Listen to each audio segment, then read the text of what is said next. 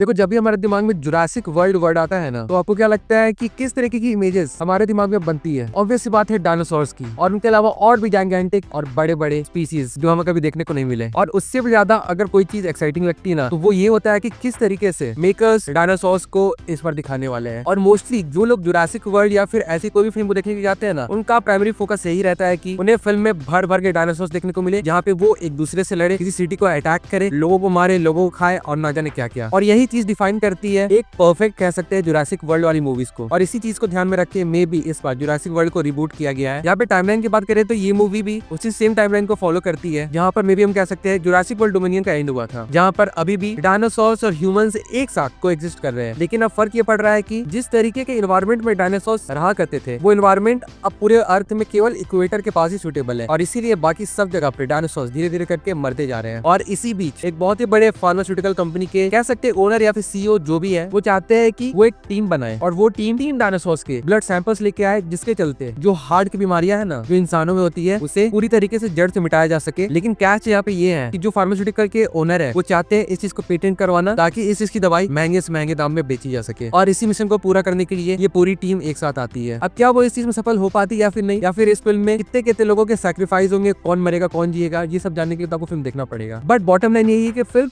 Entertaining है, मतलब एक टाइम तो आप इसको देख सकते हैं, और टाइम पास के लिए तो ये मूवी परफेक्ट है। अब भले अगर आप चाहोगे कि आपको फिल्म में जो होता है ना, एक ऐसे डायनासोर या फिर मल्टीपल डायनासोर्स के बीच हमें कोई लड़ाई देखने को मिले, जिसे देखकर हम ये कह सके कि हाँ, फिल्म ने जो चीज को प्रॉमिस किया था उसे पूरी तरीके से डिलीवर किया है, तो यहाँ पे हम कह सकते हैं कि वो चीज थोड़ी मिसिंग है। मतलब ऐसा नहीं कि फिल्म ग्रिपिंग नहीं है, बिल्कुल नहीं। फिल्म फर्स्ट हाफ में भले थोड़ी स्लो है, लेकिन फिल्म जैसे अपने सेकंड हाफ में पहुंचती है, वहां से फिल्म जो पेस को पकड़ती है ना, जहाँ पे हमें मल्टीपल डायनासोर्स के इंटरेक्शन देखने को मिलते हैं, और कैसे कैसे करके जो बचे कुछ लोग हैं, वो अपने आप को इस एनवायरमेंट से बचाकर यहाँ से निकालने की कोशिश करते हैं, वो देखने में मजा जरूर से आता है। और जब ये सारा रोमांच शुरू होता है ना, तो वो चलते ही जाता है, जिसके बीच में ब्रेक हमें देखने को वैसा नहीं मिलता है। और इसी चीज की वजह से फिल्म काफी हद तक उस चीज को डिलीवर करती है जो उसने प्रॉमिस किया था। लेकिन जब बात आती है आपको बहुत सारे एक्स्ट्रा ऑर्डिनरी ह्यूमनस डायनासोर्स को देखने का, तो उस चीज में ये फिल्म थोड़ी फेल हो जाती है। और जो इस फिल्म का मेन हाईलाइट डायनासोर रहता है ना, वो फिल्म के लास्ट के बस 10 मिनट में आता है, और उसमें भी उसके जो सीन्स है, वो मोस्टली यहाँ पे हम कह सकते हैं ज्यादा से ज्यादा बस 5 से 6 मिनट के रखे गए हैं। हो सकता है कि इस डायनासोर को आगे पार्ट में कंटिन्यू किया जाए, क्योंकि ये तो कहा जा सकता है कि ये फिल्म डेफिनेटली से अपना बजट रिकवर करके एक अच्छा खासा प्रॉफिट जनरेट कर सकती है। भले इस फिल्म को रिव्यू जो है वो उतने खास नहीं मिल रहे हैं, लेकिन उसके बावजूद भी। और जो इस फ्रेंचाइज की आखिरी मूवी आई थी ना, जुरासिक वर्ल्ड डोमिनियन, उससे तो काफी अच्छी मूवी है ये। मतलब जुरासिक वर्ल्ड डोमिनियन में ऐसे कई सारे सीन थे जहाँ पे वो फास्ट स्ट्रेच्ड, बोरिंग, ये सब कुछ लग रहा था, लेकिन ये फिल्म उस चीज को ज्यादा से ज्यादा इग्नोर करने में सफल होती है। इसलिए आप अगर चाहें तो इस फिल्म को डेफिनेटली से थिएटर पे जाके चेकआउट कर सकते हैं। It's a one time watch, जैसा मैंने कहा, और बहुत ज्यादा एक्सपेक्टेशन रख के नहीं जाइएगा तो आप निराश तो बिल्कुल नहीं होइएगा। So if you wish you can watch this movie in theatre. And with that being said, चलिए मैं इस वीडियो को यहीं पे कंक्लूड करता हूं। तो चलिए, यही था मेरा एक छोटा सा ओपिनियन जुरासिक वर्ल्ड रीबर्थ को लेके। अगर आपने इस मूवी को देख लिया तो आपका क्या ओपिनियन है, आपकी कमेंट करके जरूर से बताइएगा। बाकी फिर चलिए मिलते हैं बहुत जल्द एक और वीडियो के साथ, तब तक के लिए बाय।